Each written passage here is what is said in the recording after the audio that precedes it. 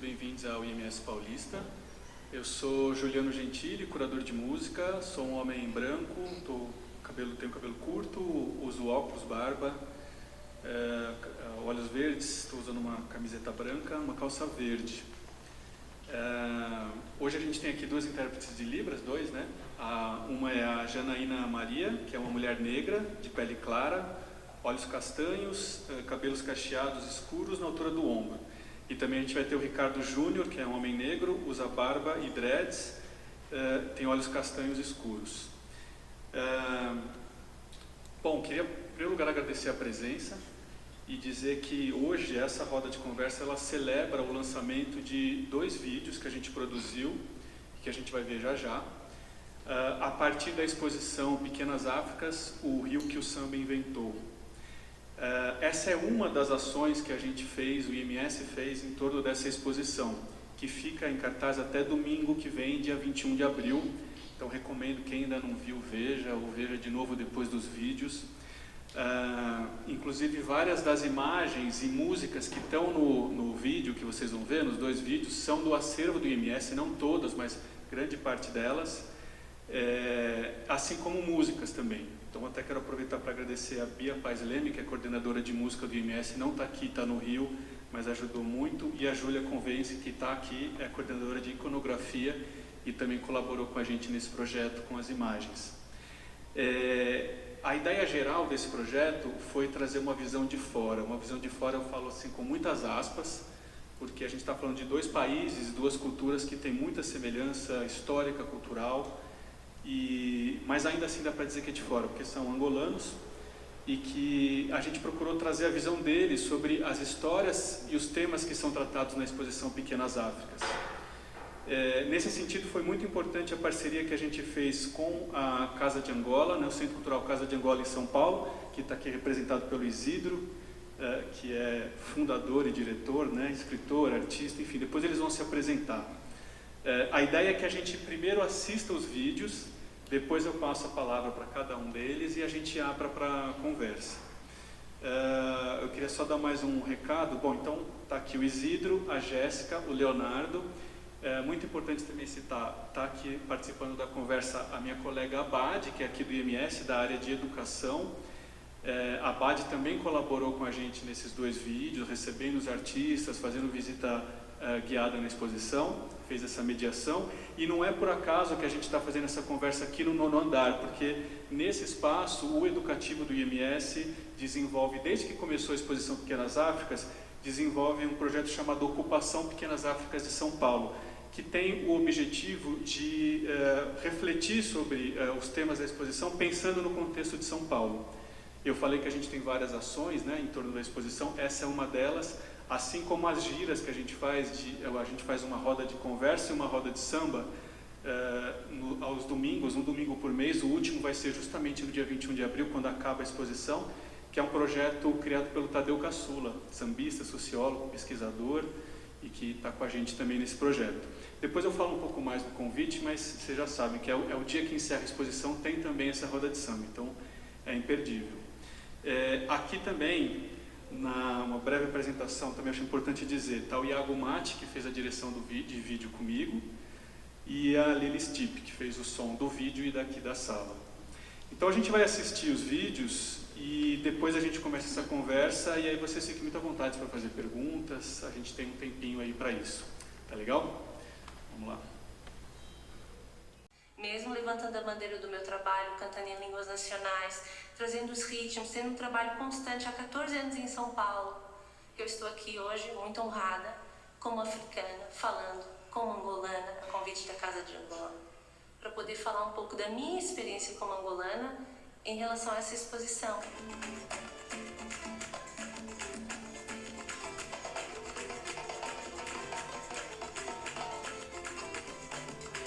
Eu estou muito encantada e muito impactada com a exposição. Primeiro, não esperava uma correlação tão grande do Rio de Janeiro com Luanda no sentido imagético da coisa. Quando eu vi as imagens, As várias fotografias me remeteram a várias ruas de Luanda, assim como várias ruas de Salvador, porque acredito que está tudo muito interligado. Várias fotos me remeteram aos carnavais que acontecem até hoje, não só em Luanda, mas também em Benguela. E como a potência do samba como resistência, né, naqueles lugares totalmente desiguais e violentos. Fiquei muito impactada de várias formas, principalmente por conta dessa similaridade com Luanda, mas também por entender como é profundo o silenciamento, né? Como é profundo o silenciamento daquilo que construiu o Brasil. Foi hoje que estava o bagageiro, que foi de barco para lá. Trouxe palavras novas que anda virou e manja. Calulu virou muqueca, fugiu, virou batapá. Música do André Mingas, que ele diz que o sol da Bahia é Luanda, Gilberto Gil é Luanda, o Ileaê é Luanda, até o Olodum é Luanda. O sol da Bahia é Luanda, Gilberto Gil é Luanda, o Ileaê é Luanda, até o Olodum é Luanda. O sol da Bahia é Luanda, Gilberto Gil é Luanda, o Ileaê é Luanda, até o Olodum é Luanda.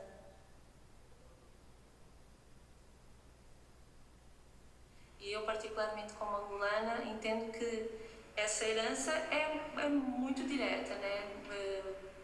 Da África Banto, de uma forma geral, como essa herança é profunda em todos os sentidos e ela é profundamente silenciada. Então, eu acredito que vendo essas imagens, se eu for hoje para Luanda, apesar de não estar em Luanda já há 15 anos, eu vou conseguir vê-las em todas as ruas, não só no que vejo, mas no que sinto. No sentido de comunidade, no sentido de beleza, de identidade, de espontaneidade, de leveza, apesar de tudo.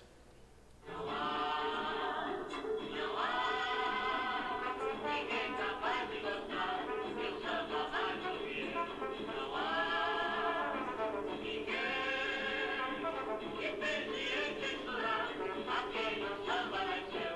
Quando eu vim de Angola para cá e eu entrei nesses meios necessariamente negros, necessariamente com ascendência africana, eu me revi em todos eles. Porque, de fato, o samba é um meio de comunidade, é um meio de resistência. Foi a forma, ou uma das formas, que o negro que sobreviveu à escravatura conseguiu coexistir. A música era só um detalhe, mas o sentido do encontro, o sentido de se manter vivo era através do samba como resistência. Nós estamos aqui e vamos resistir de que forma? Comemorando. Tanto que muitos sambas, assim como sembas, têm letras super tristes, mas o jeito que a gente aprendeu a passar e a lutar é sorrindo. Então, o samba, né, que veio de toda uma conjuntura, né, que acontecia na casa das tias-ciatas. Então, a casa das tias-ciatas era como se fosse aqui a casa de Angola, era de comprido. Na primeira sala tinha o choro, na segunda tinha o terreiro e na terceira tinha o samba de roda. Quanto mais para dentro, mais para a África você ia. Mulher me dá folia pelo telefone, manda me avisar que com alegria não se questione para se brincar. Ai, ai, ai, é deixar mágoas pra trás o rapaz. Ai, ai, ai, fica triste. O samba veio do samba, o samba veio do samba. Bom, isso a gente nunca vai saber, literalmente falando, mas eu entendo que tanto o semba quanto o samba são dois ritmos, são dois estilos musicais, são duas danças que vieram de uma clave ancestral. Uma clave que é uma sequência rítmica que se repete. Então, se a gente tem do semba o que acontece tudo ao redor disso, a gente tem do samba o ta ta ta ta ta ta ta ta. Tudo acontece ao redor dessas claves. Acredito que a clave mãe que remete tanto ao semba quanto ao samba seria o cabula, que é uma clave que veio de África. E pensando que o semba, tanto o semba quanto o samba, são duas manifestações que acontecem em momentos muito específicos de resistência, momentos muito específicos para lutar contra o regime que estava aparecendo. O samba aparece no período pré-independência e o samba aparece também no período pré-ditatorial. Então foram duas formas de resistência urbana para tentar emplacar contra aquele sistema que estava surgindo. Em relação à música, a rítmica se confunde. A gente pode tocar um samba pensando num samba e um samba pensando num samba. São dois ritmos que vêm da dança, tanto que semba vem de macemba, que significa umbigada, encontro dos umbigos, que é uma dança ancestral. Inclusive a gente tem correlação com o batuque de umbigada. São dois ritmos que vieram de uma clave ancestral e essa clave é africana. Isso é fato. São Paulo definitivamente tem vários lugares que nos remetem a outras Áfricas. São africanos que estão aqui por escolha ou não. É gigante, sem contar com todos os traços dentro da cultura de São Paulo e não só, mas São Paulo porque eu vivo aqui, que nos remetem à África. Eu, quando cheguei a São Paulo, fui para a faculdade para fazer música, mas eu acabei por seguir vários caminhos que eu entendi que era a minha necessidade de querer voltar para casa. Eu acredito que como imigrante, todos nós imigrantes, de uma forma geral, quando saímos de casa, queremos voltar para casa, mesmo não voltando fisicamente. Então eu quis voltar para casa no sentido de conhecer um pouco mais da minha cultura, de me entender mais como africana, fora do meu país, mas levantando a bandeira do meu país, a cultura, cantando nas línguas nacionais, trazendo a música. Então dessa forma eu fui atrás de várias manifestações que representam essas Áfricas. Então eu comecei a jogar capoeira.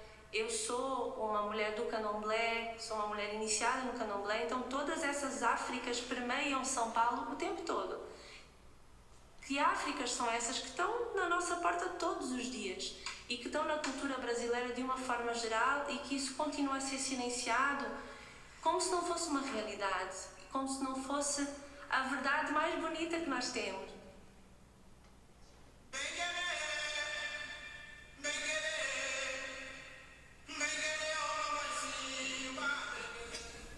Vamos ver então do Leonardo agora.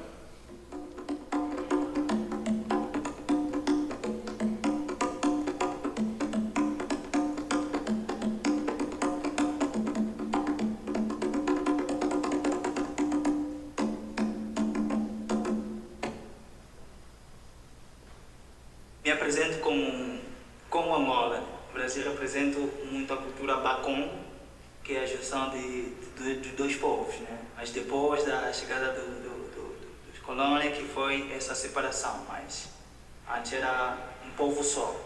Já estou aqui no Brasil há 11 anos, e eu sou cantor e compositor. Eu fundei o grupo Os Escolhidos e faço parte da Orquestra Mundana Refúgio. Também faço colaboração com vários outros músicos aqui do Brasil. O que me marcou é a questão do cuidado que a exposição teve, né, de detalhar cada passo dessa trajetória, dessa longa trajetória. Começando nos cais, onde eles chegaram, mesmo os escravizados chegaram, desde esse começo até a construção mesmo dos negros, ajudando a construir o país em si. Pude me ver muito mais dentro, porque nunca tinha visto exposições desse gênero, né, que contavam um pouco da história das mulheres negras, dos homens negros, assim, com esse aspecto, né, de comunidade, de casa, de cuidar, de partilha, né. Isso é que me marcou na exposição.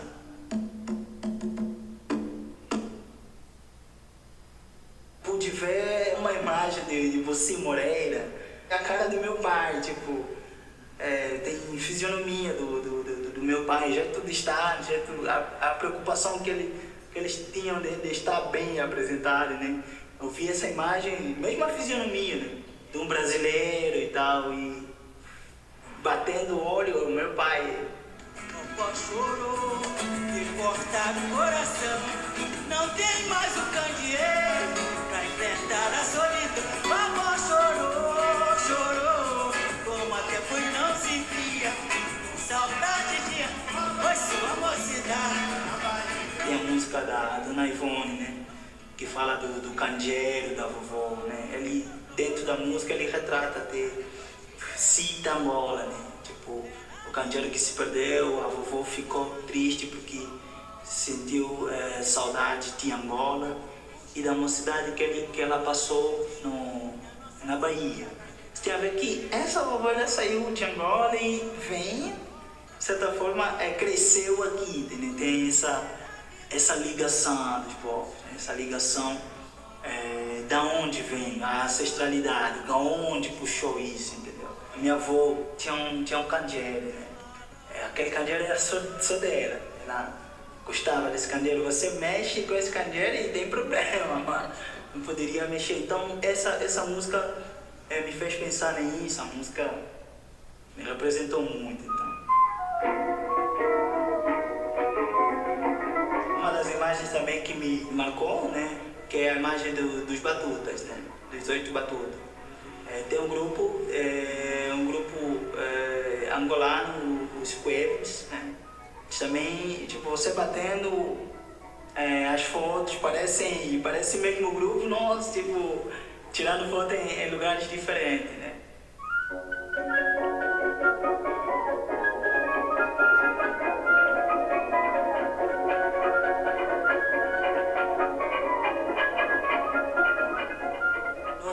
Os nossos antepassados, eles viviam de permuta, entendeu? Tinha um caçador, tinha um agricultor, né? Tinha um pescador, e junto partilham, né? Você pega um pouquinho da carne, você pega um pouquinho daquilo. Esse espírito nasceu de lá, de partilha, né? É o mesmo espírito, é o mesmo os costumes que tem no samba e o mesmo costume que tem no samba. Nas festas nossas, a minha mãe fazia comida e colocava a mesa fora do quintal, tipo, quintal aberto, não fechado, quintal aberto. E todo os vizinhos viam lá, comíamos, todo mundo junto. E isso foi recíproco também. A gente ia para a vizinhança, então vivíamos nesta comunidade, né? Tipo, tudo era nosso.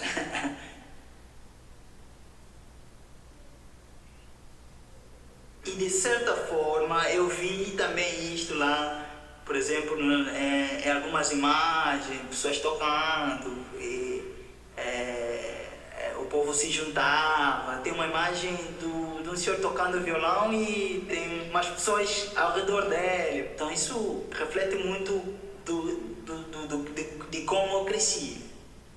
O samba, ele foi capital na libertação de Angola, na libertação mesmo de Angola. A maioria das músicas foram feitas em línguas nacionais. Isso tem um porquê, para despertar mesmo o povo, para mandar uma certa mensagem codificada, porque tinha o colonizador, né, que era só português, né, não entendia Quimbundo, não entendia Kikongo, não entendia outras línguas Quimbundo e tal. Então era uma forma de despertar o povo.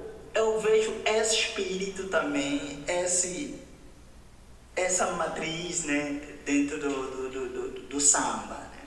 Então são mensagens que, se você vê muitas músicas, algumas que eu já vi, né, são músicas, mensagens de liberdade, tipo de resistência, a mesma luta, né? Não é em vão que os nomes são meu parecido, tem uma relação. Em toda a cultura nacional, na ciência, o modo africano de viver.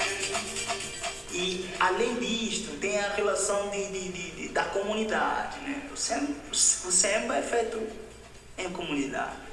O samba aqui também é em comunidade, né? Sem abandonar suas raízes, por isso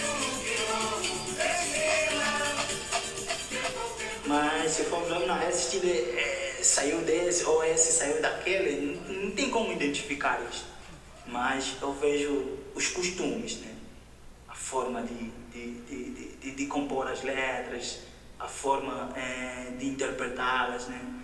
O porquê fazer essa letra, né? O propósito, qual era o propósito. Então, são coisas que se assemelham muito nesses dois estilos, posso assim falar. Em todo momento de vida há sempre o canto. Sinto-me orgulhoso de ser africano. Meus antepassados todos nasceram aqui. Filho legítimo no mundo rainha. Minha África, oiê, oiê.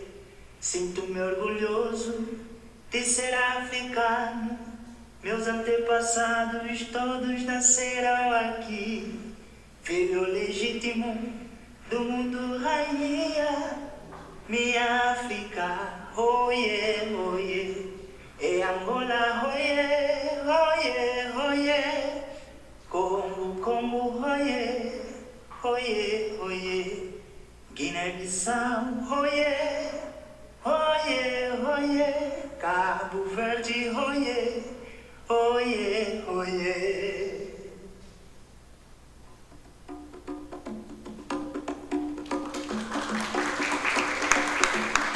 E outra coisa importante também, que eu acabei não mencionando, mas está no vídeo, duas coisas. A gente gravou na Casa de Angola, em São Paulo, que é a casa do Isidro, podemos dizer assim, que eu recomendo muito a visita. Tá? A gente fez questão de sair do IMS para ir para lá gravar e não trazer só eles para cá. Que é um lugar que eu recomendo muito, um lugar que tem uma programação muito interessante, cultural e gastronômica, muito boa. E outra coisa é que acabei não falando o que motivou a gente fazer esses vídeos e puxando um pouco a sardinha para a minha área, que é a música, que foi a relação do samba com o semba, né? Sendo o samba talvez o grande protagonista da exposição, né? O tema, se a gente tem o samba aqui, tem o semba lá. E eu digo isso sem a pretensão, a gente não teve em nenhum momento o objetivo de traçar um histórico de um que veio de outro, como eles comentam no vídeo, né? Mas sim traçar paralelos, coisas em comum, musicais e extra-musicais. Então, com isso eu já passo a palavra para eles. Acho que a gente pode começar com a Jéssica, depois o Leonardo. Peço só que vocês façam a audiodescrição, tá? Muito boa tarde, eu sou a Jéssica Areias, eu sou uma mulher branca, cabelo cacheado, estou a usar um pano na cabeça, colorido azul com flores, uma saia com a mesma estampa e uma blusa marrom.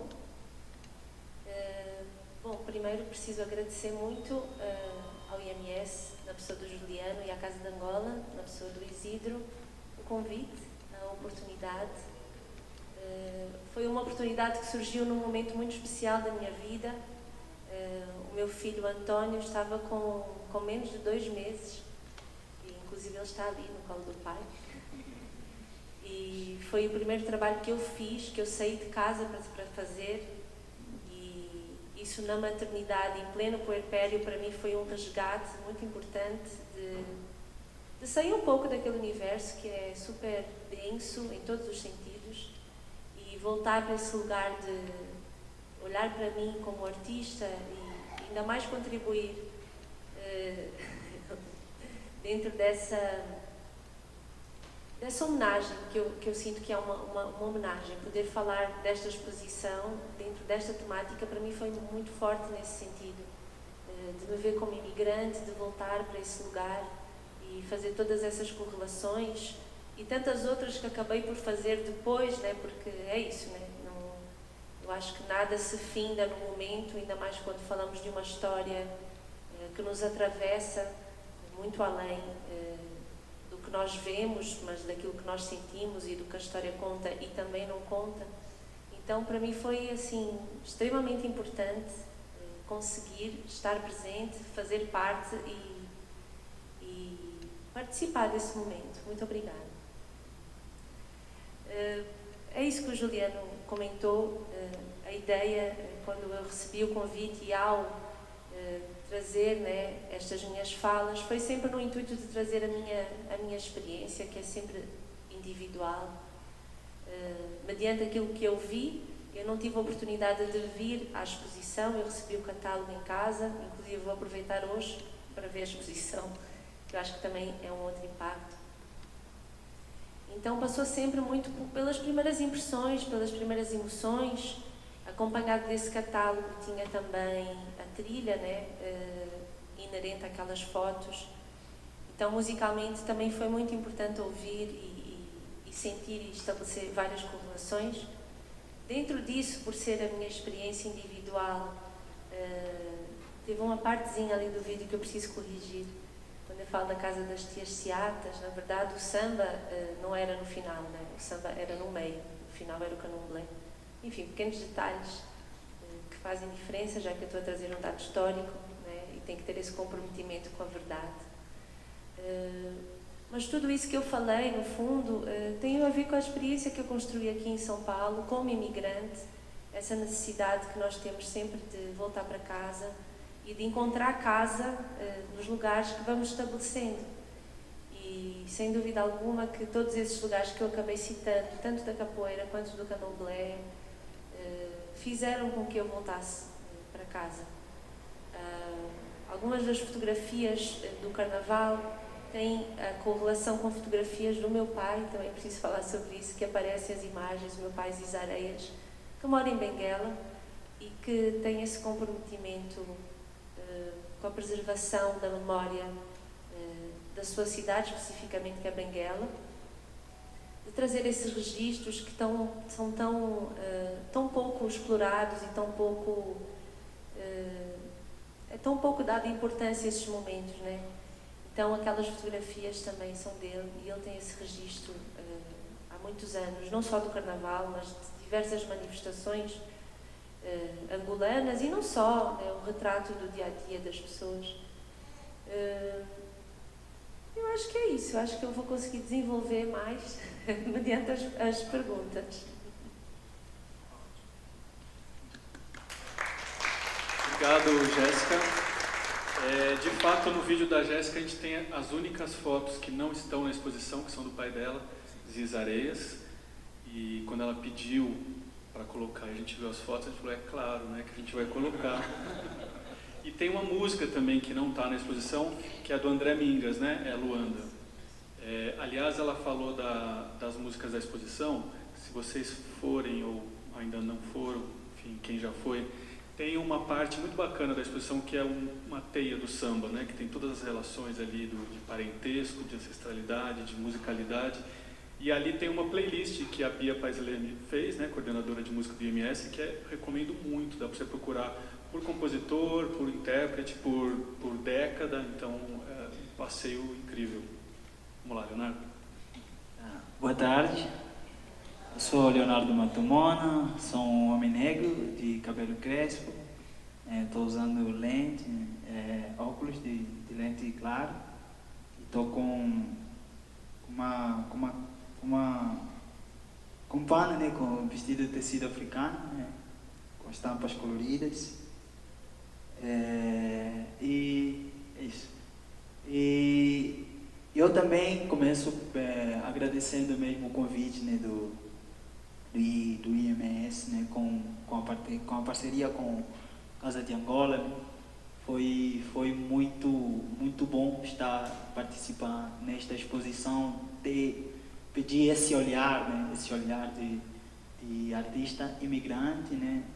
Nunca tinha recebido um convite parecido, né, tipo de ter uma visão sua, né, numa exposição. É sempre show,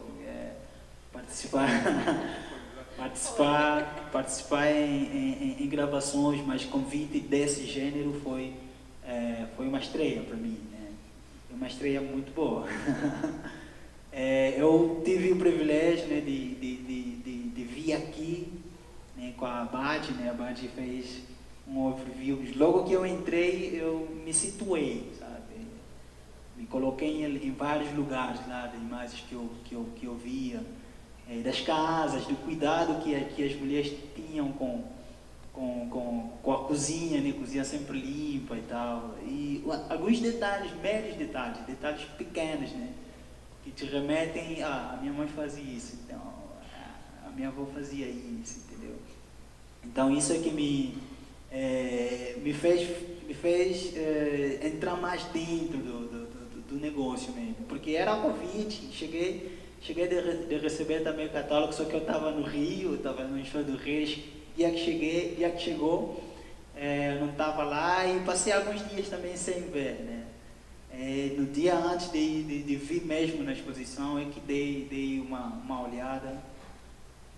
Tudo a ver, tinha tudo a ver, desde pensar, né, que a instituição teve uma instituição grande como Moraes Salles, né, de buscar esse olhar, né. Então isso nos valoriza muito, nos faz sentir que não estamos, e tem pessoas, né, tem instituições que estão a olhar para a gente, né, porque é que a Jéssica disse, né, muitas coisas se relacionam, né, tem tudo a ver, mas é feito de tudo para se apagar, né? Propositalmente se apagar.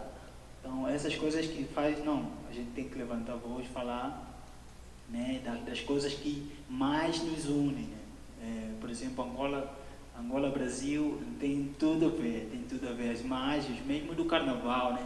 Espírito, eu tava no dia que eu estava conversando com a Badi, né?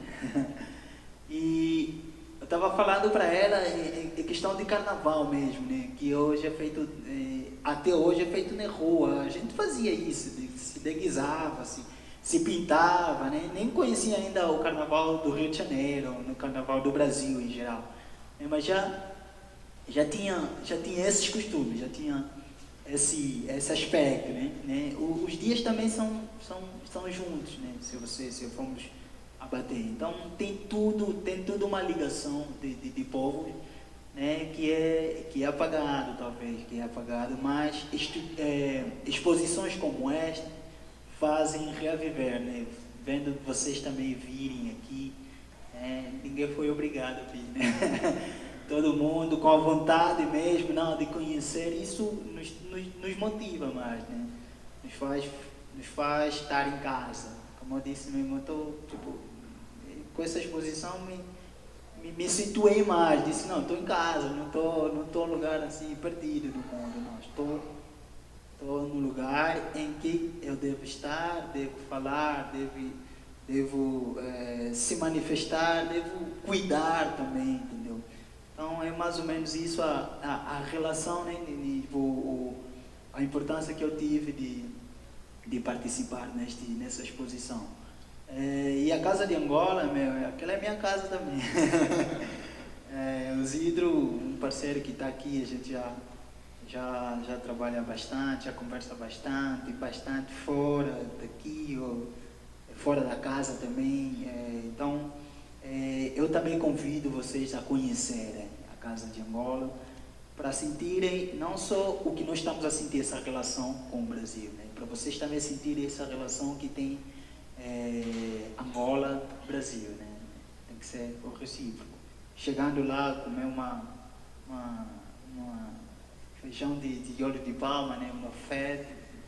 Aí, quem conta melhor foi o Juliano, que eu encontrei lá, se deguisando. É muito bom ter essa relação, ter essa percepção de que estamos juntos neste barco aí.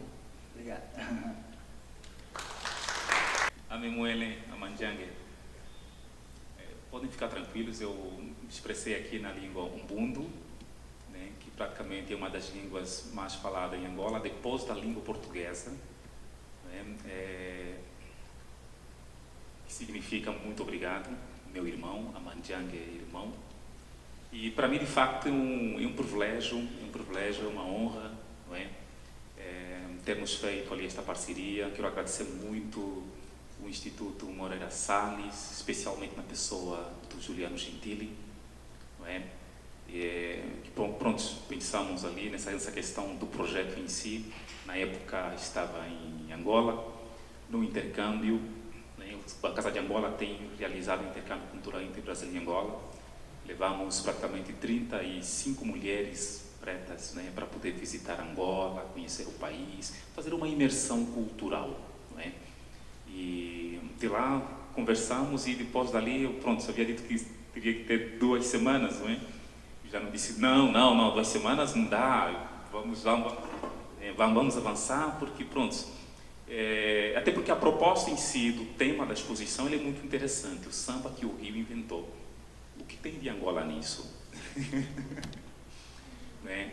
Daí começamos a mapear, pensar em artistas, daí nós começamos olha, né, eu acho que tem tudo a ver, não é, com Angola. Aliás, acho que praticamente, digamos que 80% do Brasil sobre cultura brasileira tem a ver com Angola. Estamos a falar de 60% dos escravizados que vieram aqui no Brasil e saíram de Angola, respectivamente nos lugares como Benguela, Moçambique, Luanda, não é? Então, eu tenho dito que a maior parte dos afro-brasileiros é Congo-Angola, né? Até porque antigamente Angola e Congo era a mesma coisa, não é?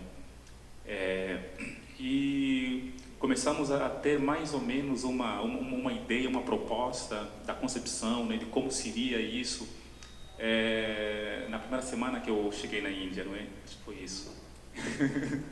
Cheguei aqui, não conseguimos conversar, estava muito, né, com muitas coisas. Aí na Índia foi quando começamos a pensar, olha, vamos fazer isso. E chegando aqui foi muito interessante, não é?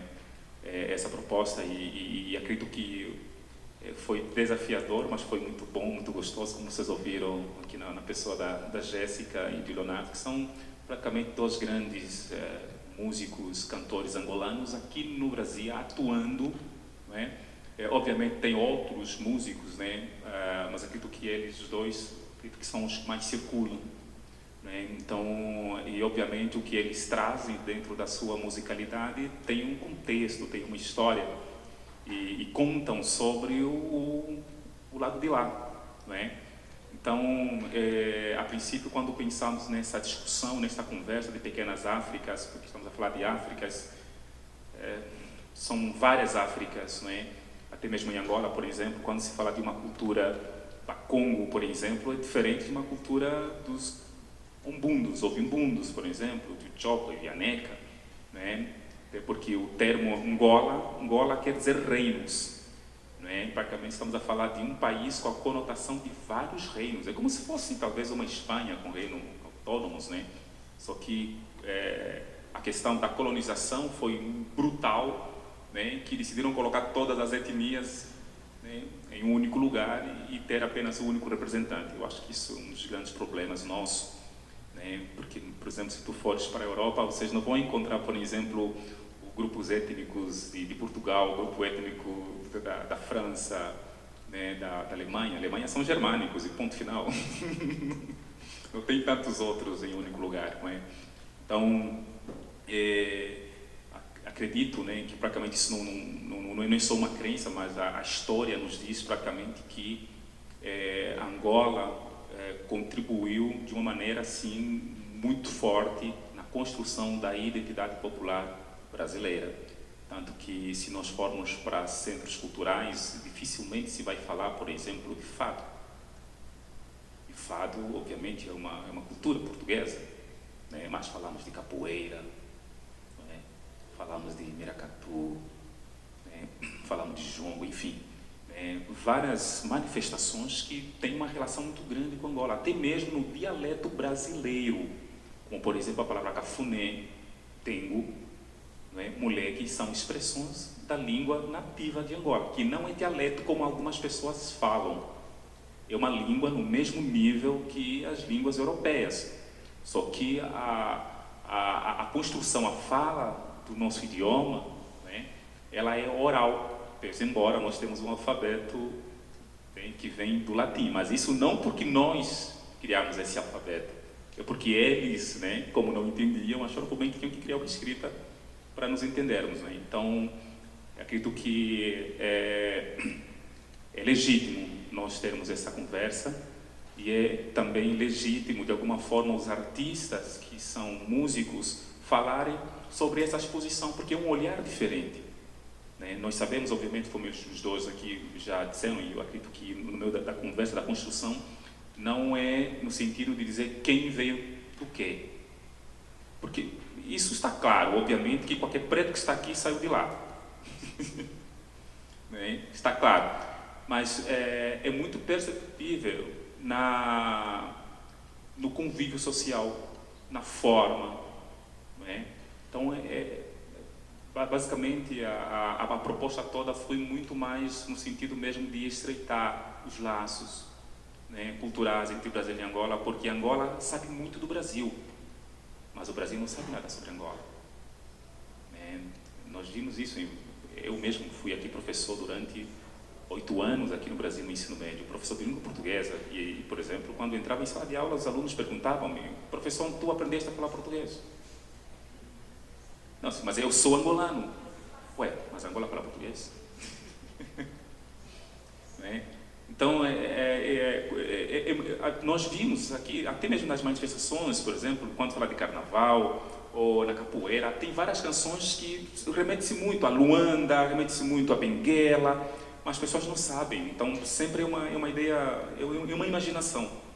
Então, por isso que eles falarem aqui sobre essa experiência, sobre essa conexão, essa relação existencial, essa relação, porque, querendo ou não, isso é uma partilha de uma memória ancestral. Então, porque não se pode falar de uma África sem os africanos. Inclusive, às vezes eu tenho conversando aqui com o Juliano, porque muitas das vezes aqui no Brasil é assim. Vamos falar de África? Ok, são os nossos irmãos por direitos ancestrais, os brasileiros, afro-brasileiros, falando sobre África. A consciência negra fala sobre África. Mas onde estão os africanos? Bem, talvez é muito mais interessante falar uma África mítica, uma África lá atrás, mas há uma África atual. Há uma África que não parou com o processo da escravização. Então, como vamos trabalhar com esta África? Leonardo, ele havia dito que a questão de que quando se cantava o samba era nas línguas nacionais e era codificada. E a Jéssica havia dito que o movimento do samba e semba praticamente surgiram como um ato político de resistência. Então temos muita coisa em comum. E é justamente por isso que, finalizando aqui a minha fala, não se pode, já digo aqui a todos vocês aqui, quando vão falar sobre África, quando vão falar sobre qualquer questão, não importa, até mesmo evento, convidem africanos para lá estar. Temos bons músicos africanos, temos bons artistas africanos, temos curadores africanos, temos escritores africanos, temos poetas africanos que podem, de alguma forma, colaborar. Porque eu acho que isso é muito importante. Ter aqui africanos aqui, por exemplo, eu estou a falar aqui, estou sendo interpretado por um afro-brasileiro. Eu acho importante ter essa conexão. É isso, Juliano, meu muito obrigado. O Iago, obrigado. Imagina a questão da edição dos vídeos, que era sempre joga ali, joga ali, joga ali. Olha um pouco ali. Obrigado. Lira, acho que ela saiu, não sei se está aqui. Ok, obrigado também. Tá bom. Eu ia só pedir para você falar uma coisa que eu achei muito importante quando a gente foi gravar, quando você falou do nome Angola, que esse A inicial foi uma imposição, né? O nome original não era Angola, né? Com esse A, que é uma de negação. Sim, na verdade, hoje, os países africanos, querendo ou não, como vocês bem sabem, até mesmo pela própria história, a colonização, bem, os países tornaram-se independentes, mas não tão independentes, até porque alguns que lutavam nessa questão de resistência, eles foram formados muitas das vezes pelo Ocidente, pelos brancos, na Rússia, Estados Unidos, e voltaram. E hoje são governantes. Então, Angola, o termo Angola significa reinos. Por isso que, geralmente, os reinos do norte sempre tinham Angola primeiro, como Angola Quiluange, Angola isso, Angola aquilo, porque era rei daquilo, rei do lugar, então era mais ou menos assim. Mas pronto, os portugueses chegaram e disseram Angola. Alguns dizem que talvez não sabiam expressar Angola e colocaram a letra A. Mas a letra A, não sei se tem aqui colegas aqui que é também da área de letras, vocês sabem que o A ele é um prefixo de negação. É como aluno. O aluno, aluno significa uma pessoa sem luz. Luno é luz. Então ele precisa de um professor para ele ter o conhecimento. Então, e aí colocou-se a letra A propositalmente para meio que... Porque tem Angola, reinos. Angola significa sem reinos. A letra A é um prefixo de negação, tipo África, África, sem frio. um lugar sem frio, né? Um povo ahistórico, é um povo que não tem história.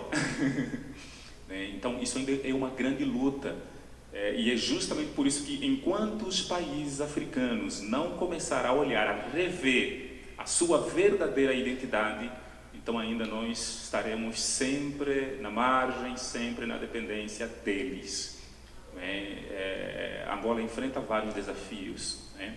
E acredito que, assim como Angola enfrenta, outros países também enfrentam, mas o grande desafio nosso agora é mais uma questão da nossa própria identidade, trabalhar a nossa identidade, né? A nossa matriz, a nossa língua, né? Às vezes, acho que foi uma vez que eu estava na Rádio Nacional de Angola e havia dito que dentro de 3 gerações não vai mais existir a cultura angolana, porque nós temos uma língua, e a língua é o que caracteriza, de facto, a cultura de um país, certo? Então, se hoje eu, por exemplo, como Isidro, consigo entender, e isso muitos jovens em Angola não falam, né, a língua nativa, mas entendem. Se a avó, por exemplo, não sei a Jéssica, mas, por exemplo, se a sua avó falar na língua Quimbundo, não é? Bisavó. Na verdade, a minha bisavó, que faleceu há um mês, ela falava 6 línguas nacionais de Angola. Línguas nacionais. Mas a minha bisavó tinha 102 anos. 102 anos. Isso foi se perdendo ao longo da história, justamente porque não existe esse comprometimento com esse olhar de salvaguardar a identidade do povo. Né? Não existe ensino bilíngue, por exemplo. Sim. E a Jéssica, ela é da minha geração, nós somos conterrâneos. Estamos a falar mais ou menos de 88, 87, por ali. Por exemplo, eu não sei se ela fala com fluência a língua nativa, mas posso dizer aqui para vocês que uma boa parte dessa geração, da nossa geração aqui, né, não fala a língua nativa, mas entende. Se a avó falar, a mãe falar, não sei o que é, eu entendo. O meu filho não vai falar e não vai entender. O filho dele não vai falar. Então estamos a falar que não temos mais cultura. E isso é um perigo. Então, por isso que o Brasil também tem esse compromisso com Angola, até porque foi o primeiro país a reconhecer a independência de Angola. Então, para o Brasil salvaguardar a cultura popular brasileira, né, é muito importante também que possa, de alguma forma, porque se Angola perder a cultura, o que vai ser do Brasil? As próximas gerações, então, o que vai ser? Se hoje um preto brasileiro nem sabe mais que lugar é da África, se vai, por exemplo, em Angola, quando chega em Angola, está em Luanda, diz que está na África. Mas quando está na França, ele diz que está em Paris. Obrigado, Isidro. Até difícil, depois de tanto. Estou feliz de estar aqui, estou feliz pelo convite do Juliano. Acho que é uma parceria entre a área de educação e música que a gente quer prolongar. Visitei a exposição com o Leonardo e é uma coisa que a área de educação faz, né? A nossa principal frente é estar na exposição fazendo visitas mediadas com crianças, com adultos, com idosos, com todas as pessoas que vierem. E isso é importante porque, para que isso aconteça, há uma grande mobilização de estudo sobre tudo que há na exposição. Então, o que eu queria mesmo destacar aqui é que escolhi 2 linhas principais, na verdade, porque eu acho que fui procurando intersecções entre o que Jéssica trouxe e Leonardo trouxe. E eu acho que intersecções entre as minhas visitas, ideias que eu troquei muito com as crianças que vieram. E uma das principais é esse lugar da partilha, do estar junto, na verdade, do pensar em saberes. Quando a gente é brasileiro e preto, é muito difícil, acho que tem um movimento de buscar uma ancestralidade que a gente não sabe qual é também. Não sabe de que lugar dessa África gigante a minha ancestralidade mora. Porque ela é toda misturada, né? Porque ela veio e foi sendo... o que ela existe hoje é por resistência, né? Não foi falta de tentar exterminar. Então, acho que isso é importante. E eu acho que esses saberes que a gente foi, na verdade, aprendendo a desconsiderar que são saberes, que para mim aparecem muito no vídeo de Leonardo, por exemplo, quando traz essa coisa das festas em família, da partilha, do estar junto, são coisas que têm muito a ver com as tias que Jéssica traz. As tias, para mim, foram uma linha de visita muito importante para pensar na importância das mulheres negras que estão na exposição, porque quando a gente vai pensar nos músicos, eles são majoritariamente homens, né, ali naquele nicho, mas as tias tiveram essa importância de ensinar para as gerações de agora, para a minha geração, enfim, acho que as tias, elas são ainda uma figura muito presente, e é isso, eu tenho uma tia que me ensina sobre ancestralidade, e as tias da exposição fazem isso, então esses vários saberes que têm a ver com a partilha, que tem a ver com a comida, que tem a ver com a festa, que tem a ver com o cuidado, que tem a ver com o candomblé, com a umbanda, que tem a ver com as ervas que tia Celina colocou lá embaixo. Então acho que todos esses saberes eu vi de alguma forma passar por essas questões que vocês trouxeram. E queria pontuar também, eu acho que o quanto o vídeo ele é muito fotográfico, assim, né? O quanto vocês foram selecionando fotografias e trazendo o quanto essas imagens são parecidas com Angola, são parecidas com lugares que vocês se lembram, mas uma das coisas que eu mais pensei na exposição foi sobre esse direito de fotografia, esse direito de registro das pessoas negras. Quando o Juliano fala da árvore lá embaixo, a coisa que mais me pega na árvore são os vários nomes que não tem foto. Às vezes eles têm a data de nascimento e não têm a de morte, às vezes o contrário, às vezes nenhuma data, mas eu acho que o quanto isso passa por um apagamento muito sistêmico da história preta no Brasil e que vocês trazem de uma maneira muito interessante, pensando imageticamente, assim, a proposta do vídeo traz e vocês trazem ao resgatar nessas imagens. Então, quando o Leonardo fala que o pai dele é a cara do Búcio Moreira, inclusive a gente quer muito uma foto do seu pai, né, para fazer essa comparação, mas eu acho que são muitas coisas que poderia trazer, assim, acho que tem muitas coisas que me deixaram muito curiosa dos vídeos, sobre a sua vivência racial como mulher africana branca estando no Brasil, sobre esse rebuscar uma ancestralidade que, no fim, eu sinto que essa troca que eu tive só com o Leonardo na exposição, mas a gente pode ter depois, está muito ligada a pensar uma ancestralidade que eu acho que a gente, quando negro no Brasil, procura muito e que vocês trouxeram, assim. Então, para mim, foi muito interessante também estar com o Leonardo na exposição e ele visualizar as fotos com familiaridade, que é uma familiaridade que eu sei e que eu passei todos os meses dizendo que vem de vários lugares de África, que a gente não necessariamente sabe direito quais, mas que é isso, vem mesmo. Tá aí uma pessoa que há 15 anos estava lá e que vê as mesmas ruas, então isso foi muito importante. Eu tinha pensado perguntas, mas aí eu achei que seria mais interessante trazer esses apontamentos do que perguntas, e agora acho que a gente pode abrir espaço para as perguntas de vocês. Só ia pedir para quem for, fica à vontade para fazer pergunta também, né? Não é porque está na mesa que não pode perguntar, mas quem quiser, eu peço só que fale no microfone, que está com a Ariadne, porque a gente está gravando, tá legal?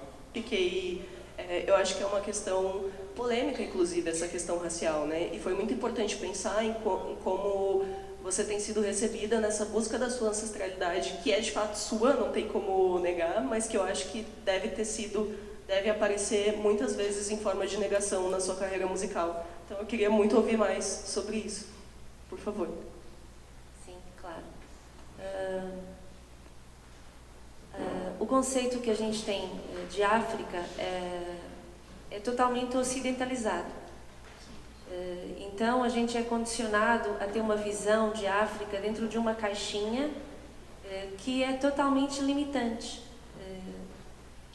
No Brasil, especificamente, por conta de todo o silenciamento que houve e que há ainda do povo preto, a necessidade da busca da ancestralidade é algo que nos leva diretamente para esse lugar que, infelizmente, tem uma visão totalmente ocidentalizada. Mas é o único que tem. Porque existe um silenciamento histórico gigante de você não saber sua origem, de você ficar condicionado a um sobrenome que não te diz nada. Mas aí, se você vai no sobrenome de um branco, por exemplo, você consegue saber, eu sei a minha ancestralidade, porque não foi silenciado. Mas o fato da gente ter uma bolha que nos condiciona a uma visão totalmente ocidentalizada faz com que eu, como uma mulher africana branca, não seja vista como africana, justamente porque tem essa questão do fenótipo, né? Então, você olha para mim, você vê que eu não tenho traço de uma mulher africana, a cor da minha pele não é negra, então, necessariamente, eu não sou africana. E até aí está tudo certo, porque eu entendo que o problema, o buraco, é muito mais embaixo. A questão que eu levanto sempre não é no sentido de me vitimizar, nem de dizer que, cadê meu reconhecimento? Não, não é sobre isso, mas é sobre entender que, como angolano, eu tenho algo a dizer. Como artista, eu carrego tudo isso na minha arte. E eu vim para o Brasil justamente porque me senti totalmente identificada e muitas vezes eu sinto que a minha arte não chega a alguns lugares porque as pessoas olham a minha foto. E aí elas não se permitem escutar o que eu tenho a dizer.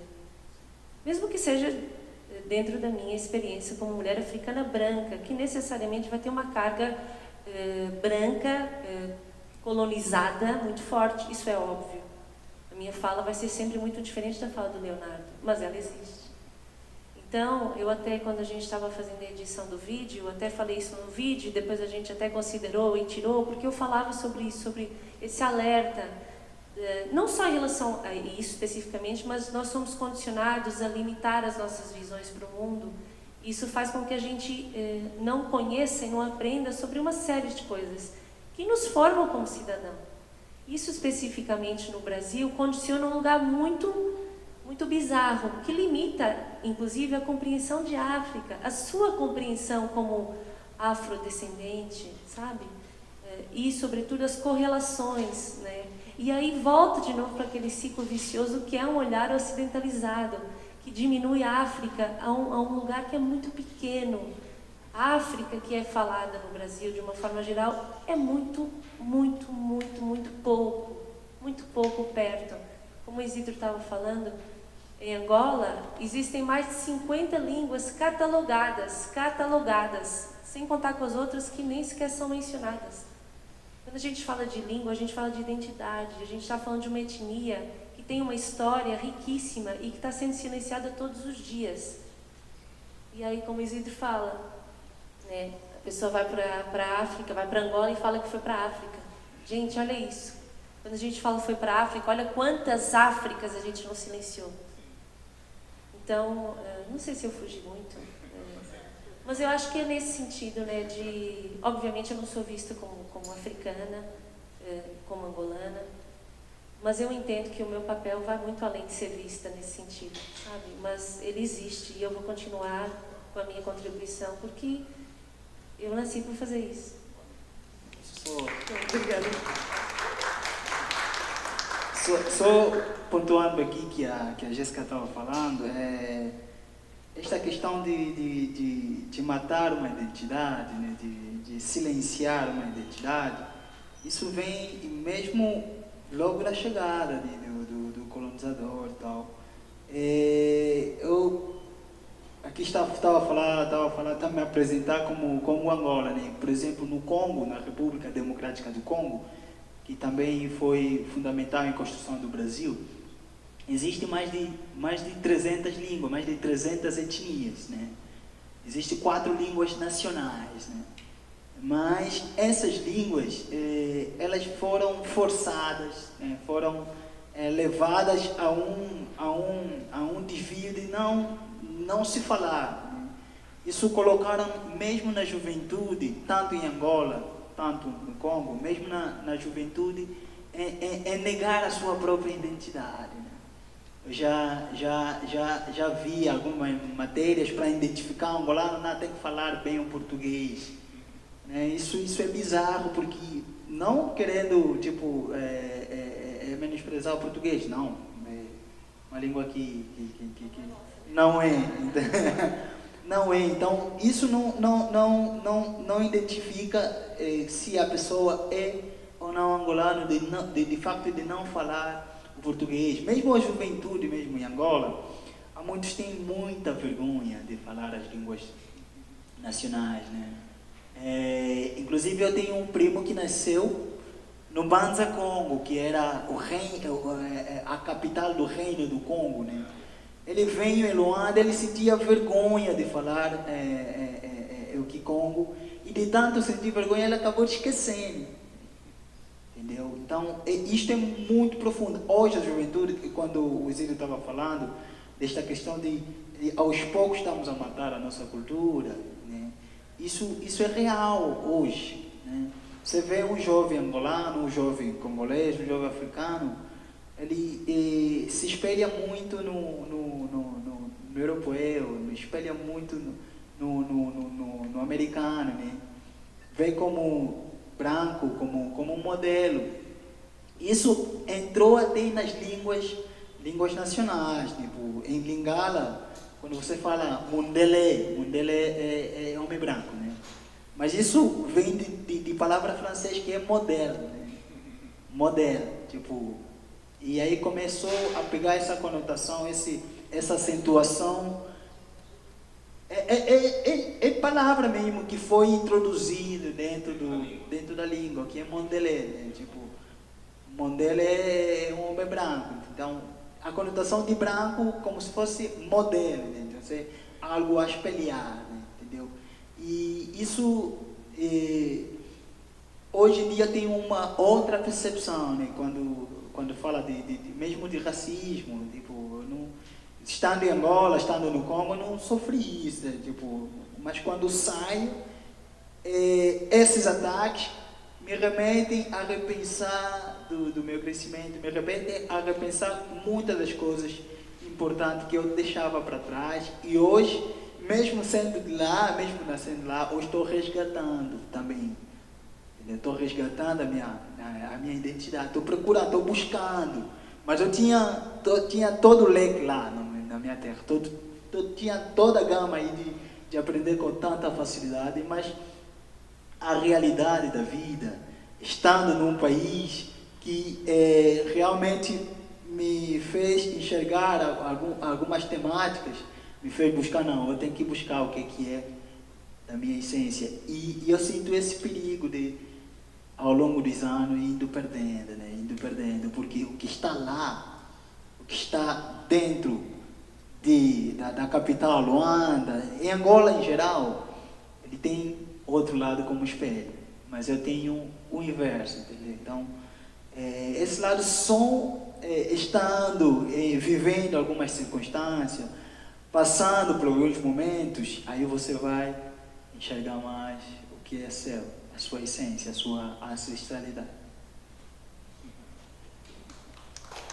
Esse evento. O meu nome é Bia Fioretti, eu sou uma mulher branca, estou com uma roupa vermelha. E a minha pergunta, antes eu vou fazer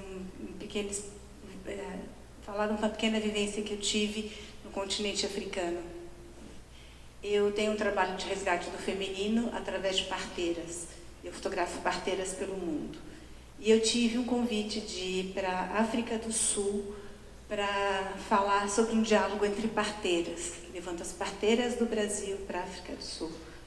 Eu fiquei um bom tempo lá e tive uma experiência de ficar com uma família africana, que são descendentes de holandeses, e eu senti um conflito cultural muito grande, mesmo sendo uma mulher branca, e eles, mesmo a cor da pele sendo a mesma.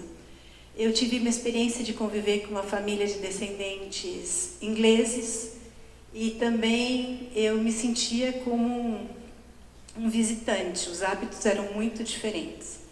E eu tive uma experiência maior com uma família Zulu, de descendentes Zulus, onde eu entendi e senti muito conforto com religião, com cultura, com música, com alimentação. Porque quando você vai visitar uma pessoa, uma coisa, mas você ficar morando, vivendo na casa dessa pessoa, você sente essa diferença. Então, não sei se isso foi uma impressão pessoal minha, mas a minha pergunta para vocês é, dentro da experiência que vocês têm de encontrar no Brasil as referências de África, em termos dessa questão de cultura, alimentação, religião, vocês sentem essa afinidade como eu senti dentro da África com a família de descendentes Zulus? Essa é a minha pergunta.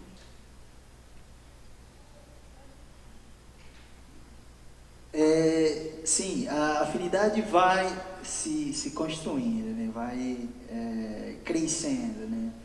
Eu digo, para minha parte, né? Na minha parte, antes eu tinha menos afinidade, assim, de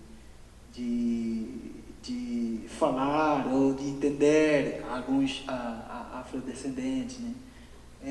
Por questão de eu perceber que eles conhecem pouco, muito pouco mesmo da África em geral, de grande continente que é resumido, é tipo, é um país, né? Tem até o amigo nosso, né? Amigo Vincent, tem uma marca que a África não é um país, né? Por causa disto, né? E muitas das vezes na minha música mesmo, tipo, exigindo algumas coisas que não... mas como é que uma música africana não tem isso, não tem aquilo, entendeu? Eu pude perceber que a visão ou o olhar mesmo para os afrodescendentes, mesmo para os brasileiros, do que eles filtram, do que eles querem, veja, da África. Não, esse lado é mais bonito, então vou me apoiar nesta parte. Não querendo conhecer todo ele em buscar mesmo a sua identidade, né? Afinidade, eu digo, junto com o acolhimento, né? De nós, tipo, de eu, africano, um imigrante vindo da África, vindo de país da África, o olhar, o negacionismo também. Tinha muitas coisas que muitos afrodescendentes também, a minha realidade, né? a minha vivência, eles sentiam como se fosse eu afrontando, né? Tipo, não tinha uma boa relação do que eu convivi com eles, né? Então isso me fez afastando um pouquinho também dessa afinidade, mas com o tempo entendendo mais o que eles realmente buscam como referência, são mais a mídia, né? Que na altura passava muito o que é de África, né? o África mais sofrida, o África de guerra, entendeu? Então, vendo um imigrante realmente vindo da África, então existia essa rejeição, né? Mas com o tempo, eu acho que agora já tem com a força de informação também que está vinculado lá, eu acho que já tem várias afinidades assim, dessa relação cultural, né, de Brasil, Angola, Brasil, África, Brasil, Congo, né, mesmo no elo artístico, né, eu faço parte da Orquestra Mundana Refúgio, então eu me sinto, quando eu estou no meio deles, eles têm essa curiosidade de tentar aprender, de tentar buscar também o que eu trago, né, que é essa troca, né. Então, quando existe esta ligação, quando existe conversa, quando existe entendimento, eu acho que aí vem crescendo essa afinidade. Hoje em dia eu mensuro isso a 50%, né? Que eu tenho dessa relação do meu povo e do Brasil, dos afrodescendentes, né? E também as brigas, as lutas, né, dessa identidade são meio que separadas, né? Eu digo sempre que existe outras pessoas que têm um certo interesse por detrás, né? Eu estava com meu filho recentemente agora no Shopping Moca, eu passeando com meu filho, tinha uma mulher brasileira, afrodescendente, e ele deparou, não, que menino lindo, ele pode ser modelo, então vamos aproveitar, né? Já que está na moda falar é uma mulher negra falando isso, entendeu? Então, já que está na moda, então vamos, viu lá no CIA tem um cartaz, tem uma imagem de homem negro, está na moda, então essa questão de ele ser negro, né, não buscar mesmo a real, tipo, não ir de encontro com a sua realidade, mas filtra o que ele quer ouvir, o que ele quer ver, entendeu? Isto afasta um pouco a afinidade. Né? Eu ouvindo isso, eu não consegui engolir, até não deixei o menino brincar lá. Fui levar ele para brincar em outro lugar. Então, eu só para falar que a afinidade vai vendo nos comportamentos que a gente vê. Eu não tenho como se aproximar para alguém que tô vendo que não busca mesmo a real coisa que eu também busco, entendeu? Então, vai se construindo aos poucos, né? Estou há 11 anos, mas estou construindo ainda essa afinidade com o Brasil, com o povo brasileiro. Na verdade, isso que a gente estava comentando, né? De ser uma mulher africana branca, tem muitos viés. Eu acho que eu pertenço a um não lugar, digamos assim, porque em todos os lugares que eu já estive, eu nasci em Angola, vivi 18 anos em Angola, depois eu vivi 3 anos em Lisboa e eu vou fazer 15 anos em São Paulo. O meu não lugar é de que eu nunca sou tida com a identidade que eu sou. Então, em Angola eu não sou angolana, no Brasil eu não sou angolana, mas eu também não sou brasileira e eu também não sou portuguesa. E em Portugal eu não sou portuguesa, não sou angolana, não sou brasileira. Então é um não lugar muito louco. E quando eu falo isso muito louco é que até hoje, ainda mais no Brasil, que é um país com racismo estrutural tão escrachado, eu acho que talvez o país mais racista do mundo. Né? O racismo existe no mundo inteiro, mas no Brasil é um negócio surreal. Não é surreal, é que pensando na história, faz todo sentido o Estado do jeito que ainda está, né? Porque é muito recente, a independência, enfim. E a estrutura da maneira como a sociedade cresceu é a correlação da senzala, a gente sabe disso, e da Casa Grande, não mudou. Mas quando eu falo que o meu não lugar é algo que me perturba todos os dias um pouco, é porque justamente quando eu vim para o Brasil, o fato de eu não ser lida como uma angolana nunca me trouxe impactos como trouxe provavelmente para Leonardo em relação ao racismo e em relação à identificação ou não. Eu no Brasil passei a ser maioria, eu sempre fui minoria em Angola. E ao mesmo tempo eu comecei a entender que os meios que eu me relacionava, eu me sentia em casa e não eram os meios brancos, porque nunca foram os meios que eu permeei. Então, eu me sinto em casa nos meios maioritariamente negros. Então, eu me sinto em casa quando eu estou no candomblé. Eu me sinto em casa quando eu estou com a família do meu companheiro, que é negro. Eu me sinto em casa em meios que são maioritariamente negros. E eu sou uma mulher branca. Então, isso reitera um pouco o lugar que a gente estava conversando, que no meu caso, ser branca é um detalhe, que não é um detalhe, pensando na sociedade que a gente vive. Mas quando a gente fala em identificação, isso tem a ver com os meios que você cresceu. E o que é para você o sentido de comunidade, de identidade, de jeito de estar, de ser, de existir e de não existir também. Então, eu percebi que eu era branca quando eu cheguei aqui. E isso é péssimo. É muito ruim ser branco. E aí, quando eu percebi que eu era minoria e que eu sou tida como minoria nesse meio que eu totalmente me identifico, que é o meio negro, eu penso, meu Deus, que lugar é esse? Né? Então é um não lugar, sem dúvida. Alguém que tem um tempinho ainda, a gente está indo para o final, mas ainda tem um tempinho. Agora, acho que é uma pergunta assim que eu ainda estou desenvolvendo na minha cabeça. Vou tentar colocar da melhor forma possível e peço que vocês respondam também da melhor forma possível que vocês conseguirem, né? Mas tanto o Leonardo como o Isidro falaram sobre como a grande possibilidade da cultura angolana morrer. Pensando em como os jovens angolanos hoje não falam mais as línguas nacionais, as línguas nativas. Acho que aqui no Brasil, no Brasil a gente tem muito essa questão, porque são muitas línguas nativas que a gente não tem nem acesso. A gente não tem acesso nem à nossa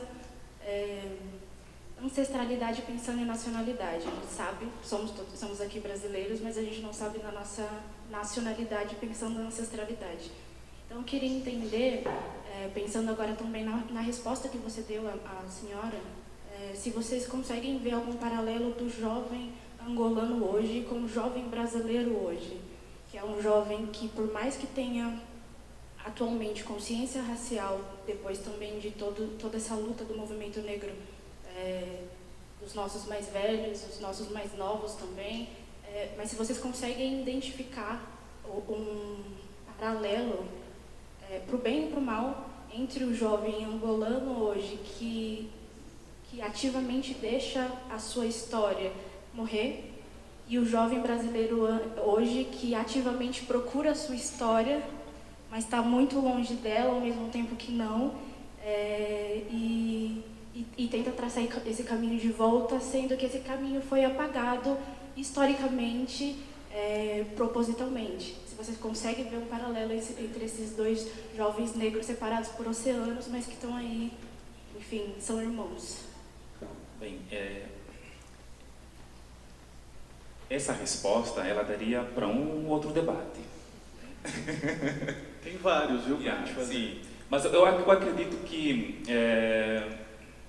há sim um paralelo. Eu tenho dito que a fantasia que o afrodescendente tem sobre a África, ela serve para dissipar a fantasia que o africano tem no Ocidente. Bem, o que eu estou tentando dizer com isso? A juventude angolana é uma juventude... bem, porque em Angola vocês sabem que aconteceu o etnocídio, né? Então, sabemos que, obviamente, se pegar para um angolano dar uma quiçamba e uma Coca-Cola, hoje a juventude vai para a Coca-Cola, não vai para a quiçamba. Mesmo que a quiçamba seja, de alguma forma, algo, né, que tem a ver com a nossa ancestralidade e tal, mas melhor a Coca-Cola, melhor a Nike, melhor a Adidas, né? Então, sempre temos uma apreciação de que tudo que é bom sempre é do branco. Porque essa geração nossa, ela é uma geração que sempre olhou o branco como um salvador. Porque quando os nossos irmãos lutavam entre si, o branco vinha com o quê?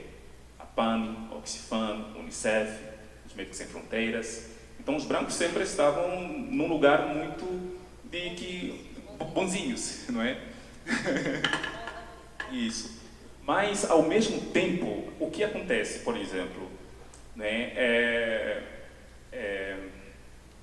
a juventude brasileira, ela é uma juventude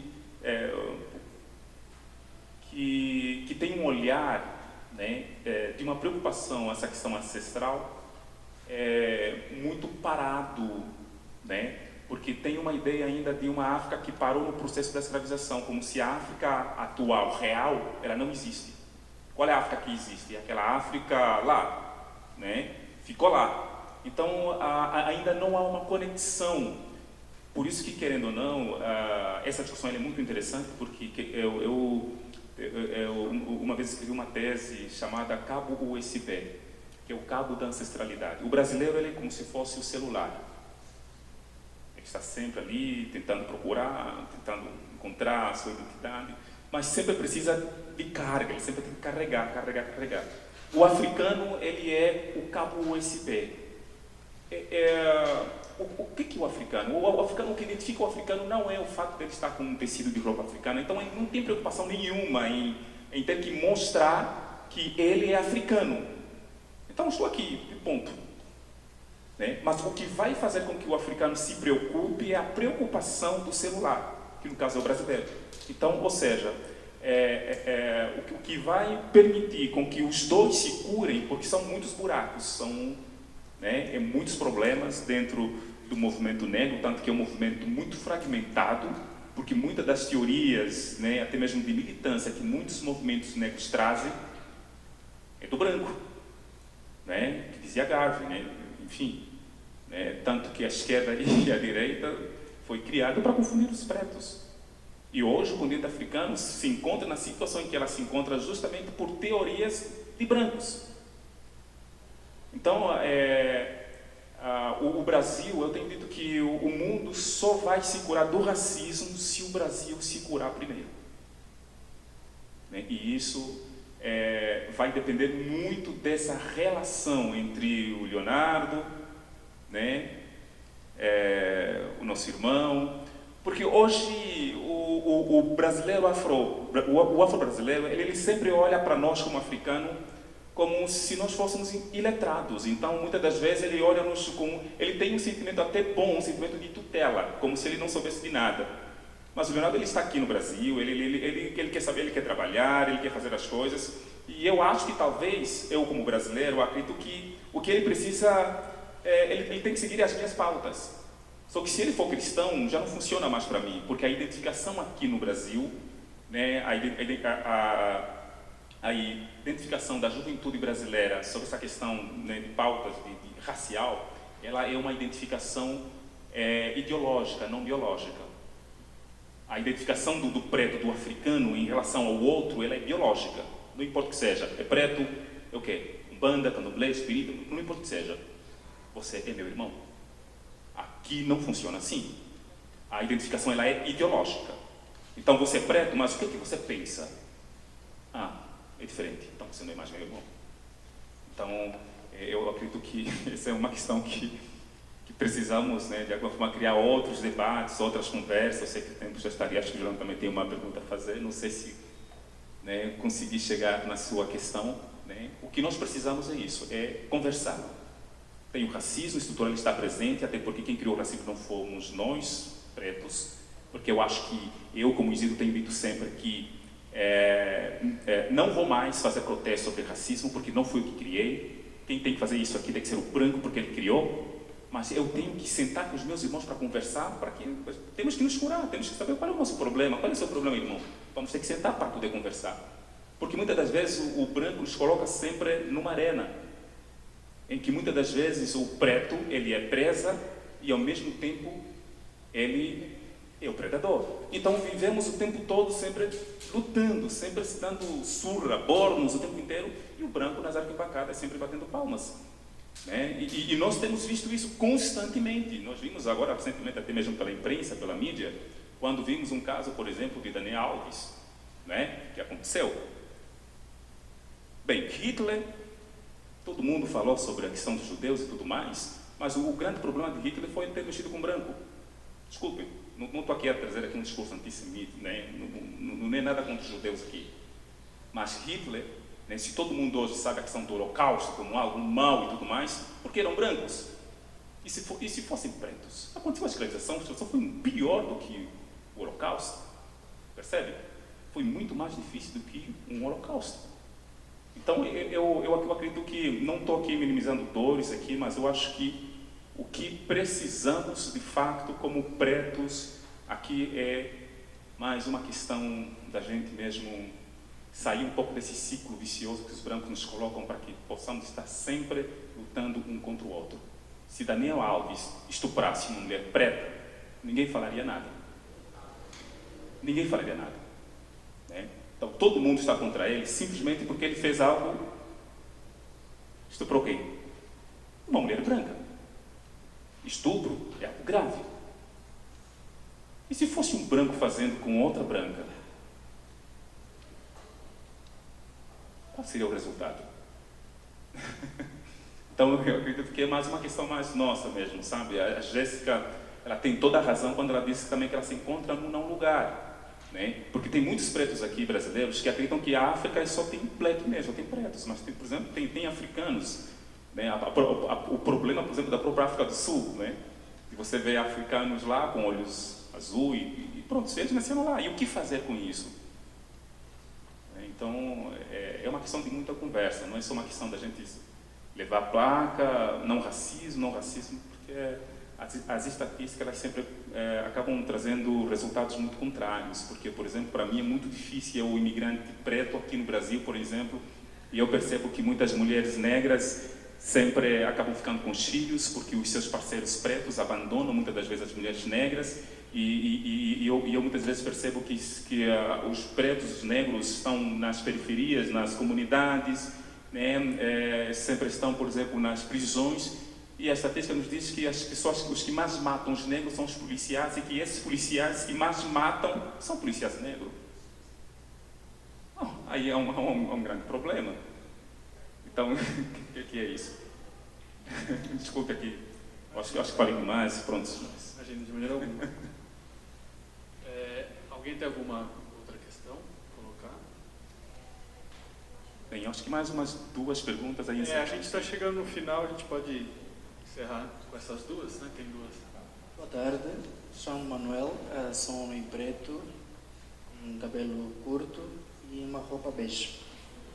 Queria apenas acrescentar algumas coisinhas.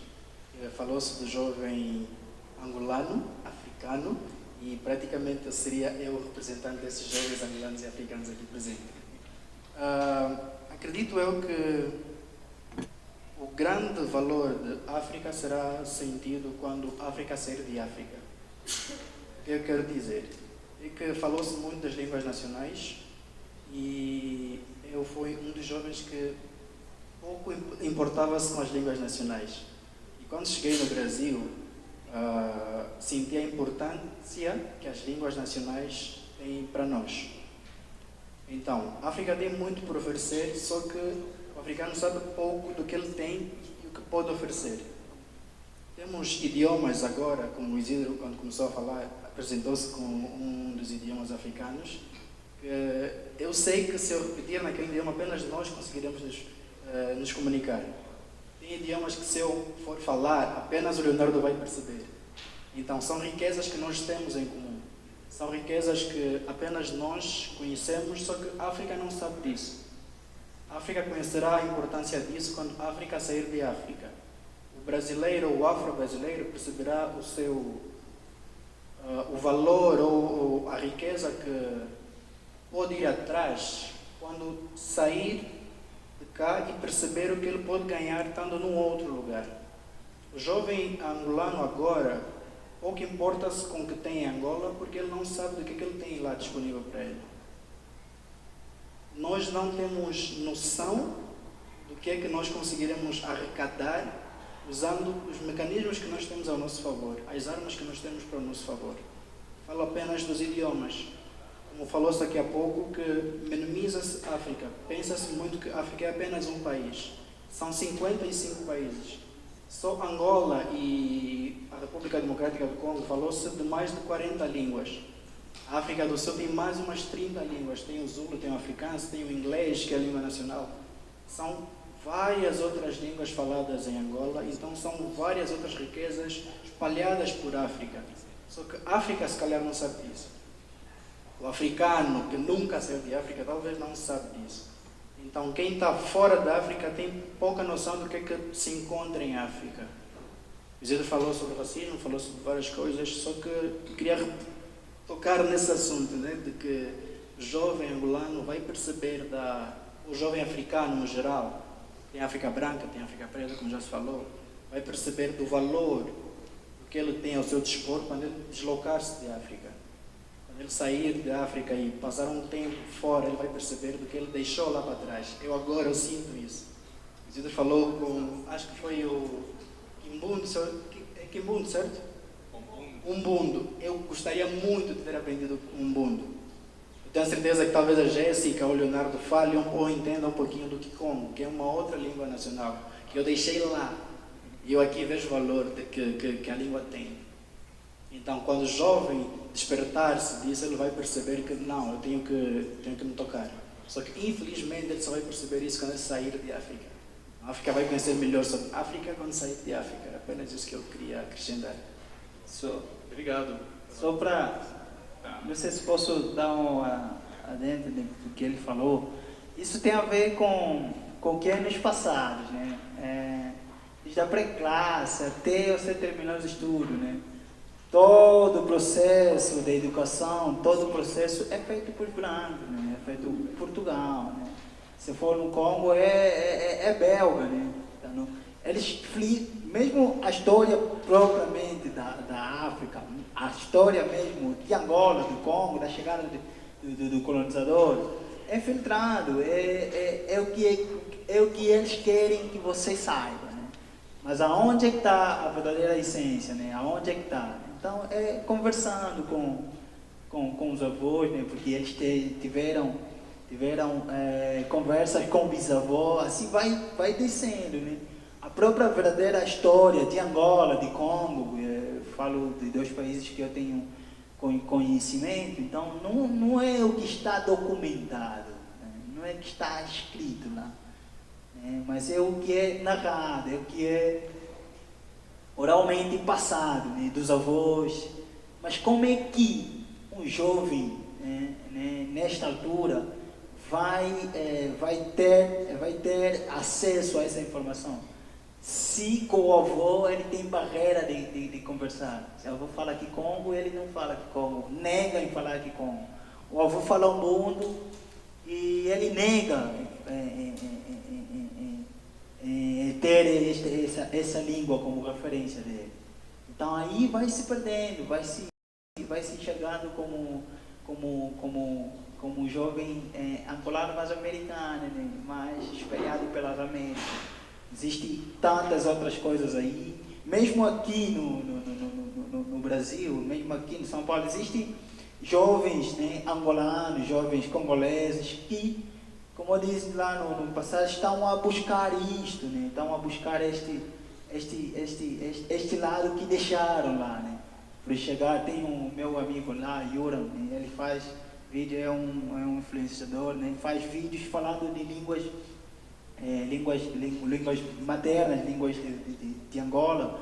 Eu componho em língua, nunca fiz nenhuma composição em português, nenhum, até línguas que eu não falo, eu busco, vou lá atrás para tentar fazer isso. Talvez se eu estivesse em Angola, não faria isso. Não teria essa necessidade, claro. Mas estando aqui, vi, não, peraí, eu deixei alguma coisa lá. Uma coisa não muito bem colocada em mim. Então deixa eu buscar, entendeu? Então é mais ou menos isso, né? A África precisa, a África em geral, eu digo, né? Precisa de independência mesmo, de sermos independentes, né? Porque ainda não somos colonizados ainda. Obrigado, Leonardo. Bom, a gente tem uma última pergunta ali, né? Olá, meu nome é Maria Helena. Eu estou aqui hoje porque eu sou uma recém-estudiosa do Carnaval, especificamente de São Paulo. Então eu vim ver essa exposição e tive a sorte de, sem querer, ter esse encontro e poder participar disso. Então eu acho que foi um sinal, isso é uma coisa incrível. Não tenho familiaridade com o microfone, então escrevi a pergunta para não esquecer de falar alguma besteira. Então eu queria perguntar para vocês, já que enfim a exposição tem tudo a ver com o Carnaval do Rio de Janeiro também, falando muito disso, eu queria saber a opinião de vocês sobre a história das agremiações do Carnaval de São Paulo, né, contextualizando com as tradições da cultura afro, né? Então, queria saber se, enfim, estou estudando o início do Carnaval de São Paulo, como isso aconteceu. Queria saber a opinião de vocês sobre o que é o Carnaval de São Paulo e a representação das tradições afroculturais. Entenderam minha pergunta? Enfim, já te vi, bom, para quem quiser responder, para os músicos, a Jéssica, já te vi no Carnaval de São Paulo, participo do grupo dos Capoeira também, então, enfim, é isso. E a opinião de vocês sobre o Carnaval de São Paulo.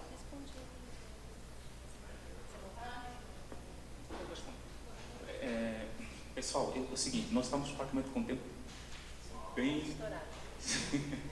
né? Mas vou deixar a Jéssica responder, ela vai ser bem breve, tá? Tem aqui a exposição, tá bom, pessoal? Aí quem tiver uma pergunta que queira fazer e que não conseguiu fazer essa pergunta aqui nesta conversa, poderá fazer depois que nós finalizamos aqui, tá bom? Ok? Muito obrigado. Não se esqueçam de compartilhar, por favor. Vocês viram aqui o lançamento do documentário, né, no YouTube. Compartilhem para mais pessoas, para várias pessoas. E tem ainda a exposição 2 semanas, né? 1 semana, até o dia 21. Isso, tá bom? Então vou deixar agora para a Jéssica.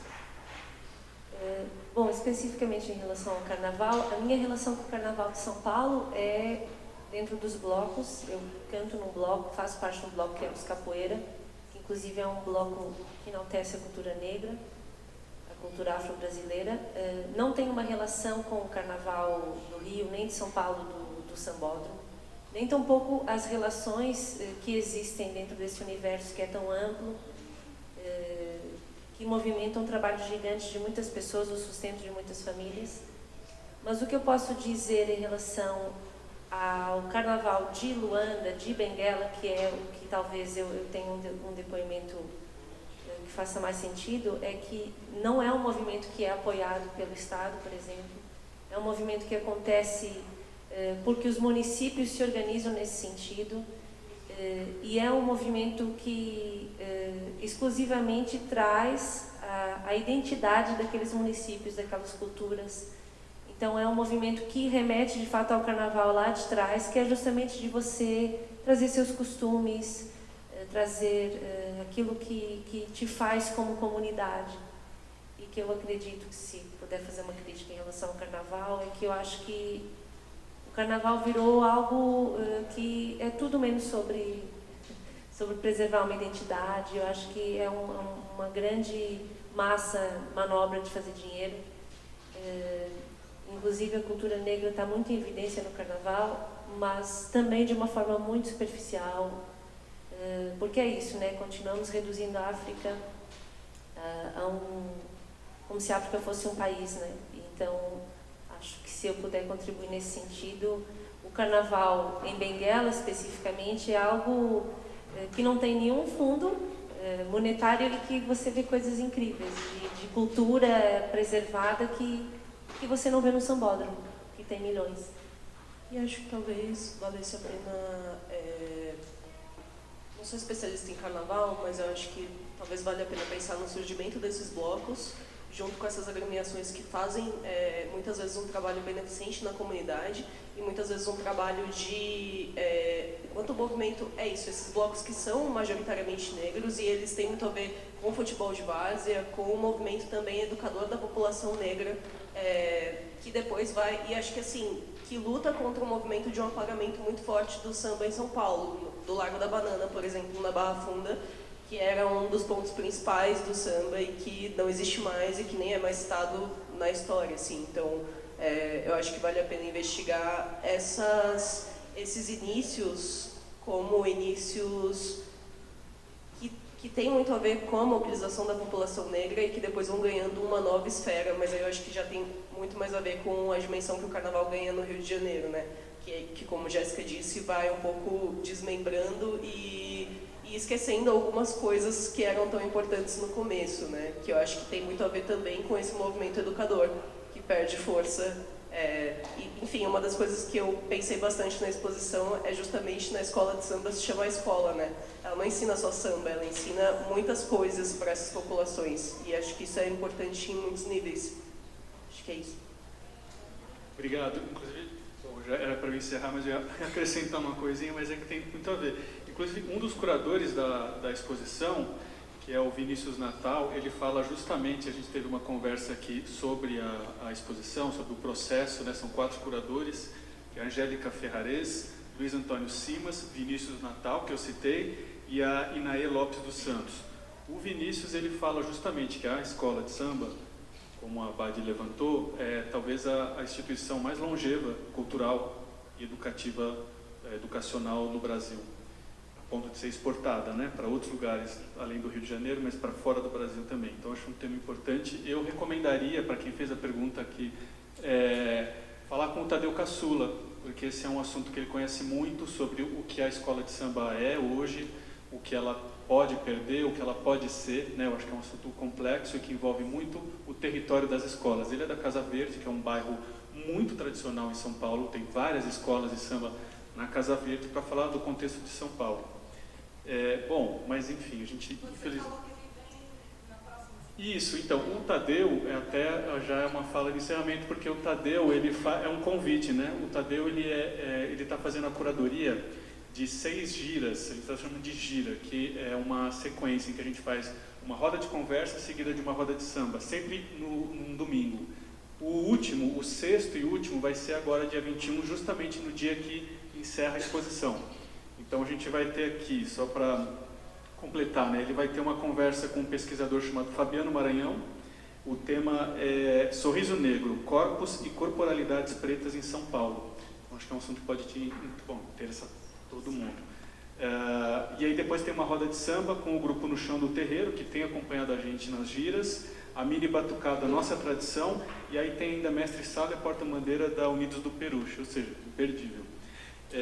Outro recado que eu ia dar é que o catálogo da exposição está à venda, tá? Então lembrando vocês, dia 21 é o último dia da exposição, o catálogo está aí, o catálogo tem texto dos 4 curadores, que fizeram essa curadoria em diálogo, né, com a equipe do IMS, uma delas é a Júlia, que está aqui, Júlia Konvensky, Bia Paes Leme, Paulo Roberto Pires e Raquel Valência, só para dar os créditos.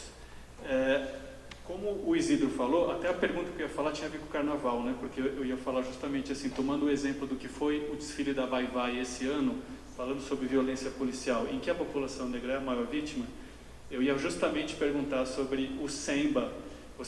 Eles falaram muito no vídeo, né, do Semba ter esse sentido de comunidade e resistência.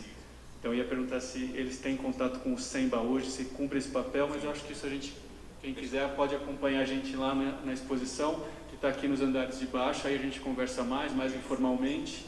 E fica o convite para vocês, então, acompanharem esse finalzinho de programação, vinculado à programação. Deixa eu ver se tinha mais algum recado para dar, era isso. Bom, os vídeos estão no YouTube, independente da exposição, eles vão ficar sempre disponíveis. E é isso, falei aqui do Iago, que fez a direção do vídeo com a gente, né, comigo, com o Isidro, e da Lila no som. E do André Vareta, que está por aí também. Enfim, muito obrigado pela presença. Essa conversa de hoje também foi gravada e também vai ficar disponível no canal do YouTube do IMS. Obrigado Isidro, Jéssica, Leonardo, Abade. A gente já estourou o tempo, mas acho que uma forma não, acho que a única forma que a gente tem de agradecer essa oportunidade é a gente cantando uma música para vocês. Kenangi jinginaza inuni povo kwane mono povo kaka wena kuna wangujila bobe sange mama wena kuna wangujila bobe sange yaya bari yaya wiza kanungi sange ko yaya kingana bamuta batagyo bari yaya Wiza kanungi sana ko ayaya Kingana bamuta batagyo.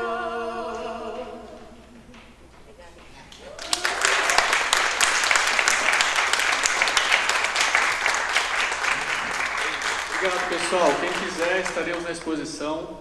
Continua a conversa lá.